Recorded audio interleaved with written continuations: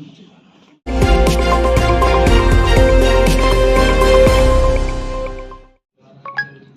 लोगों को के थाना में एक मामला दर्ज था। पिछले साल मई महीने में 25 मई को मामला दर्ज किया गया था, जिसमें कि एक व्यक्ति के साथ 85,000 रुपये का फ्रॉड किया गया था। उसको एक नंबर से फ़ोन आया था और उसको बताया गया था कि हम आपके पड़ोस के गांव के मुखिया जी बोल रहे हैं, जो मेरा बेटा जो है बीमार हो गया है, उसको हॉस्पिटल जल्दी ले जाना है, हमको अर्जेंट पैसा ऑनलाइन ट्रांसफ़र कर दीजिए। तो इस बात को वो सुने कि मेरे बगल के मुखिया जी हैं, तो उतना उनको डाउट नहीं हुआ और वो जो है उसके अकाउंट पे पैसा बोले कि ट्रांसफ़र करते हैं। और वो बोला, आदमी जो फ़ोन कर रहा था वो बोला कि हम आपके घर पे थोड़ी देर में कैश भिजवा देते हैं किसी से। तो इससे उसको डाउट नहीं हुआ और वो जो आदमी है, स्कैनर जो भेजा था उस पर वो कैश ऑनलाइन ट्रांसफ़र कर दिया यूपीआई के माध्यम से।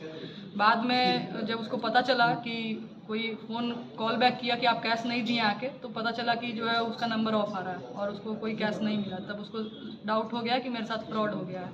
तब वो साइबर थाना पे आकर आवेदन दिया। तो हम लोग 1930 से उसका कंप्लेंट दर्ज करवाए साइबर पोर्टल पर। और उसके बाद जिस अकाउंट में गया था पैसा, उसका डिटेल्स हम लोग प्राप्त किए। तब पता चला कि देसरी का एक सुधा केंद्र है, CSP है सुधा केंद्र, वहाँ पे जो है उसका पैसा गया है। तो वो व्यक्ति भी थाने पे अगले दिन एक्चुअली आया और बताया कि मेरा मैम खाता जो है होल्ड हो गया है। तो हम लोग बोले कि तुम पैसा फ्रॉड का आया होगा। तो पता चला कि उसके यहाँ पे एक आदमी आया था और रोते गिड़गिड़ाते हुए उसके पिताजी से बोला कि जो मेरी माँ बहुत सीरियस है, भर्ती होने वाली है, अभी उसको PMCH में भर्ती करना है और हमको इंस्टेंट जो है कैश चाहिए, जो हम आपको तुरंत पैसा मंगवा देते हैं।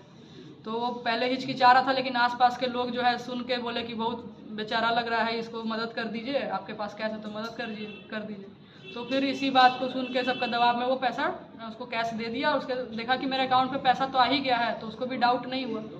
उसके बाद वो अपना इत्मीनान से था, लेकिन जब अगले दिन पैसा निकालने गया तो पता चला कि खाता फ्रीज हो गया है। तो जब दोनों आपस में मिला तो पता चला कि दोनों के साथ फ्रॉड हो गया है। तो हम लोग ऐसा जब पैटर्न नोटिस किए तो हम लोग को पता चला कि ये जो नंबर से कॉल करता था, ये नंबर पे 16 कंप्लेन था NCRP पोर्टल पे, साइबर क्राइम पोर्टल पे। और ये वैशाली ज़िला एवं मुजफ्फरपुर ज़िला और समस्तीपुर ज़िला सब मिला के 16 कंप्लेन था, जिसमें कि 12 वैशाली ज़िला का अकेला था। और इसमें ये जनवरी मंथ से जो है लगातार जो है अलग अलग लोगों के साथ इसी तरह इमोशनल ब्लैकमेल करके ठगी करता था। कभी ईटा भट्ठा वालों के साथ, कभी चिमनी भट्ठा वालों के साथ, कभी CSP वालों के साथ, अगल बगल का रिलेटिव बन के या जान पहचान का व्यक्ति बन के इसी तरह इमरजेंसी का बहाना करके कि मेरे बेटा का तबीयत ख़राब हो गया, मेरी माँ का तबीयत ख़राब हो गया, ऐसे बहाना करके वो पैसे मंगवाता था ऑनलाइन और उसके बाद दूसरे CSP से या साइबर कैफ़े वगैरह से जाके कैश ले लिया करता था। इसका फिर हम लोग पूरा अनुसंधान किए, टेक्निकल एनालिसिस किए और इसका जो सिम ये यूज़ करता था वो भी फर्जी सिम था। तो इसके बारे में पता नहीं चल पा रहा था, लेकिन पूरा टेक्निकल अनुसंधान के मदद से हम लोग को फाइनली पता चला कि उस मोबाइल में इसके नाम पे सिम कभी पास्ट में यूज़ किया था। उससे इसका आपराधिक इतिहास पता किए, गांव में सत्यापन करवाए तो पता चला कि ये आदमी जो है आपराधिक इतिहास इसका रहा है और पूर्व में भी 1-2 बार जेल गया है और गाँव में भी कई लोगों के साथ ठगी का काम किया है ये। उसके बाद हम लोग इसके लगातार इस पर छापेमारी करते थे। इस शहर में भी मकान लेकर डेरा किराए लेके रहता था और हाई फाई तरीके से काफ़ी रहता था, कार भी था और इसके पास और बाइक वाइक सब लेके रखता था।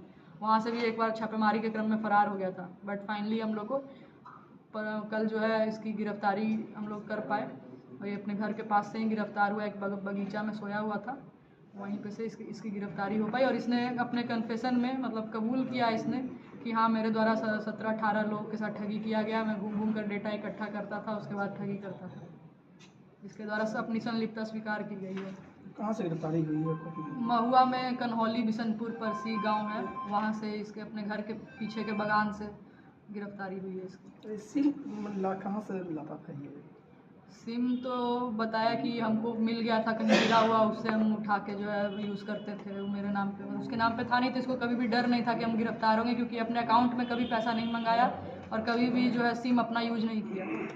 बट इसके फ़ोन में जितने भी पूरा हम लोग पास्ट जब टेक्निकल एनालिसिस किए तो इसके फ़ोन में पहले का जितना भी 5-6 सिम था वो उसके नाम पे था, तो उससे एकदम हम लोग क्लियर हो गए कि यही करता है। इसका इतिहास इसका आपराधिक इतिहास रहा है तिसियौता थाना कांड संख्या 20-23 में ये 420-379 भादवी में ये आरोप पत्रित है, और देसरी थाना कांड संख्या 13-23 में भी ये आरोप पत्रित है, उसमें भी 379 भादवी का मामला है, उसमें भी आरोपी थे। और महुआ थाना में भी इसके बाद हमारे यहाँ केस होने के बाद महुआ थाना का भी एक केस पता चला है, जिसमें भी उसमें भी ये ठगी किया था। 565-24 8/7/24 दिनांक 8/7/24 का केस है। 406, 420, 379, 34 भादवी एवं 66 IT एक्ट में, वहाँ पे भी इस केस में रिमांड कर लिया जाएगा इसको। कुल कितने रुपए की ठगी की है? उनका पैसा वापस किया जाएगा उन लोगों को जिनसे ये ठगी किए? जी, अब जेल भेजा गया तो जेल से कोर्ट के माध्यम से जो है इससे पैसा निकलवाया जाएगा, और हम लोग इसका जो भी संपत्ति है अर्जित किया है फ्रॉड के माध्यम से, वो सभी को जो है प्रस्ताव भेज के 107 का सब कुछ सीज करेंगे। अनुमानतः कितने रुपए की ठग की होगी? अभी तक जितना भी डेटा हम लोग को मिला है, जो ऑनलाइन पोर्टल पे जिस नंबर से ठगा था उसके अकॉर्डिंग ये लगभग 17-18 लाख की ठगी आराम से कर चुका होगा। ये मोबाइल नंबर कहाँ से मैम लाता था जो इसको कॉल करता था? एक ही नंबर से सभी को ठगा है, इसीलिए पैटर्न हम लोग को पता चला। मे भी और दूसरा नंबर भी होगा, लेकिन हमारे थाने पे जितना भी शिकायत आया वो टोटल 16 शिकायत था, सब सेम नंबर से। वो मैं दूसरे आदमी का नंबर इनके पास कहाँ से आता था? जैसे कि मुखिया जी का हो गया या फिर जिसको ठगी करना है उनका नंबर इनके पास कैसे? वो ये घूम के नंबर डेटा इकट्ठा, कोई ड्राइवर जाते रहता है ईटा गिराने, तो उससे ले लिया मालिक का नंबर, उससे मालिक को फ़ोन कर दिया कि हमको भी ईटा गिरवाना है, उससे मालिक का नंबर ले लिया। और कभी उनका कुटुंब बन के फ़ोन कर दिया कि हम आपके ये बोल रहे हैं, दामाद बोल रहे हैं, फूफा के दामाद बन के को कॉल किया था कि हम आपके फूफा के दामाद बोल रहे हैं। इस टाइप से करके लोकल लोग घूम के डेटा इकट्ठा करता था। और लोग मोबाइल नंबर तो आजकल हर जगह दुकान पे लिख देते हैं, चाहे मुखिया लोग का कार्ड में भी रहता है, कहीं ना कहीं से ये डेटा लेता था, घूम के इकट्ठा करता था। ये जब भी पैसा मंगवाया था थर्ड पर्सन ही आदमी अपने घर परिवार के नाम पे किसी कभी नहीं, ये घूम के सारा CSP डिफरेंट है, एक भी CSP कॉमन नहीं है जिससे कि हम लोग मान सके कि इसका साठगांठ किसी CSP वाले के साथ था। सब CSP वाले ज़्यादातर नए थे, जिनका कि नया CSP खोले थे, और साइबर वहाँ पे उन लोग का CCTV वगैरह नहीं था। अब सभी लोग जो है CCTV लगा चुके हैं, लेकिन पहले CCTV नहीं था। क्या नाम हुआ? अभिषेक कुमार। कैसे फ्रॉड हुआ आपसे? मेरा दुकान है धर्मपुर चौक देसरी में। वो मेरे दुकान पे करीब 9 बजे के करीब आया था और बोला कि हमको तत्काल 85,000 रुपये का ज़रूरत है, हम आपके खाता पर पैसा मंगा दे रहे हैं, आप हमको दे दीजिएगा। मेरी बाप बीमार है, हॉस्पिटल में भर्ती है, अभी बैंक भी नहीं खुला हुआ है जो हम पैसा निकालें। तो वो 85,000 मंगाया और हमने उसको 85,000 रुपया कैश दे दिया। उसके बाद वो लेके चला गया। फिर हमको शाम में पता चला कि वो तो फ्रॉड था। कितना % कमीशन दिया था उसको? कमीशन हम नहीं लिए थे सर। अच्छा, रो रहा था क्या? हाँ, रोने लगा था, बोला मेरी माँ भर्ती है हॉस्पिटल में, ये वो बोलने लगा। हम तो दे भी नहीं रहे थे, लेकिन बगल का और 2-3 आदमी था, बोला कि है तो दे दीजिए, तो इसलिए हम दे दिए। किसके यहाँ से पैसा आया था ये पता है आपको? हाँ, किसके यहाँ से पैसा आया था ये पता है? हाँ, बाद में पता चला, नितेश राज बिद्दुपुर के दुकान है उनका भी। किस चीज़ का? इंटरप्राइजेज है, कुछ शिव इंटरप्राइज। दुकान है सिंधवारी चौक हाई स्कूल के जस्ट सामने। उसके बाद एक कॉल आया जस्ट होली के एक दिन बाद कि आज बैंक बंद है, हमारी मम्मी का तबीयत ख़राब है, हमारा आपके चौक के बगल में जो कस्टमर हम हैं और वही हम बोल रहे हैं। तो हम अपने मुंशी को फ़ोन लगाएं, बोले कि इसमें कस्टमर इस नाम का है क्या? तो मुंशी बोला हाँ है नाम का कस्टमर। तो वो बोला कि भैया हम आपके मुंशी जो प्रिंस है उसको पैसा 90,000 दे रहे हैं, आप हमको ट्रांसफ़र कर दीजिए पैसा। फिर उसको अकाउंट पे हम 90,000 ट्रांसफ़र कर दिए। उसके बाद फिर कॉल किए तो वो नंबर उसको ऑफ बता रहा था, और फिर हम उस कस्टमर के घर भी गए तो मालूम चला कि मेरे साथ फ्रॉड हो चुका है। फिर हम साइबर क्राइम थाना पे रिपोर्ट दर्ज कराएं और उसके बाद अभी तक ये स्थिति है। 90,000 राशि का फ्रॉड हुआ है। क्या नाम हुआ? मेरा नाम कृष्ण कन्हैया। कुछ पैसा का आवश्यकता है, मेरा लिमिट ख़त्म हो चुका है। तो हमारे पिताजी बोले कि हम तो फ़ोन पे चलाते नहीं हैं, तो हमारा लड़का चलाता है। हमारे पिताजी ने हमारा नंबर दिए उनको, वो हमको कॉल किया कि हम नरेश ठाकुर मुखिया जी बोल रहे हैं, आपके पिताजी से बात हो गया है, हमको 1 लाख रुपए का आवश्यकता है, से हमारा लड़का हॉस्पिटल में भर्ती है। तो हम देखे कि पापा बोले हुए हैं, तो हम उनको 1 लाख रुपये ट्रांसफ़र कर दिए। उसके बाद वो बोले कि ठीक है हम आ रहे हैं लेके आपके दुकान पे। तो हम उनको 10 मिनट बाद फिर कॉल किए तो वो बोले कि ठीक है, हम पहुंच रहे हैं, रास्ते में हैं। तो फिर हम आधा घंटा बाद कॉल किए तो वो अपना मोबाइल स्विच ऑफ कर लिया। अब स्विच ऑफ करने के क्रम में हम देखे कि अब तो हमारे साथ फ्रॉड हो गया, तो हम जाके साइबर क्राइम में अपना रिपोर्ट।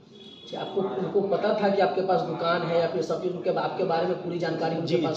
जी उनके पास थी, हमारी पूरी जानकारी उनके पास थी। हमारे पास दुकान है गिट्टी बालू का, पूरी जानकारी थी उनके पास। क्या नाम? क्या करते हैं? जी हमारा दुकान है गिट्टी बालू छड़ सीमेंट का, शिव इंटरप्राइज के नाम से, कहाँ पे? खानपुर पकड़ी, जो फ्रॉड बिद्दुपुर वैशाली। जो फ्रॉडगिरी किया था उसको पहचान दीजिएगा। जी हम तो उनको नहीं पहचान पाएंगे, जो हम उनका आवाज़ से पहचान जाएंगे। आपका क्या नाम होगा? हमारा नाम नितेश राज हुआ, हाँ, क्या? फरपुर गोपाल, थाना विद्युतपुर जिला। वो मेरे दुकान पे आए, बोले कि बहुत इमरजेंसी है हमको कि 50-100 रुपया निकाल दीजिए। हम बोले मेरे पास कैश नहीं है, तो बहुत इमरजेंसी हमको हॉस्पिटल में देना है पैसा। 50-100 रुपया मंगवा लिए, घर से हम कैश ला के दे दिए।